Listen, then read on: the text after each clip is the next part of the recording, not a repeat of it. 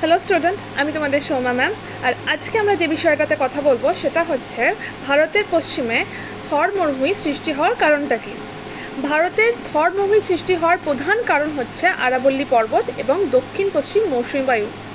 ভারতের পশ্চিমাঞ্চলে মেন যে পর্বতটা রয়েছে সেটা হচ্ছে আরাবল্লী পর্বত, এবং এই পর্বতশ্রেণীটা এমনভাবে অবস্থান করছে যা জলীয় বাষ্পপূর্ণ যে দক্ষিণ পশ্চিম মৌসুমী বায়ুটা রয়েছে তাকে কোনো রকম বাধা দিচ্ছে না। মানে আরাবল্লী পর্বতটা দক্ষিণ পশ্চিম মৌসুমী বায়ুর আরবীয় শাখার সাথে পুরোপুরিভাবে প্যারালালি অবস্থান করছে, সমান্তরালে অবস্থান করছে।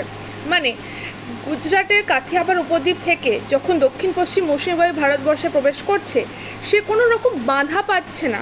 সে রাজস্থানের ওপর থেকে সিম্পলি ক্রস করে যেতে পারছে, সে কোনো রকম বাধা পাচ্ছে না যাতে সেখানে বৃষ্টিপাত হবে। এবং আরাবল্লী পর্বতের পশ্চিমাঞ্চলেই কিন্তু থর মরুভূমি সৃষ্টি হয়েছে। উপরন্তু এই অঞ্চলটাতে প্রচুর পরিমাণে উষ্ণ বাতাস প্রবাহিত হয়, যা সেখানে সেখানে আমাদের ইভাপোরেশনটাকে অনেক বেশি করে ঘটাচ্ছে, অনেক বেশি সেখানে ইভাপোরেশন হচ্ছে। সেই জায়গায় precipitation is less than evaporation. এই কারণে মেনলি আমাদের ভারতের পশ্চিমাঞ্চলে থর মরুভূমি সৃষ্টি হয়েছে। অবশ্যই এই ধরনের ফ্যাক্টের জন্য Adda247 WBCS Topperকে সাবস্ক্রাইব করে রেখো।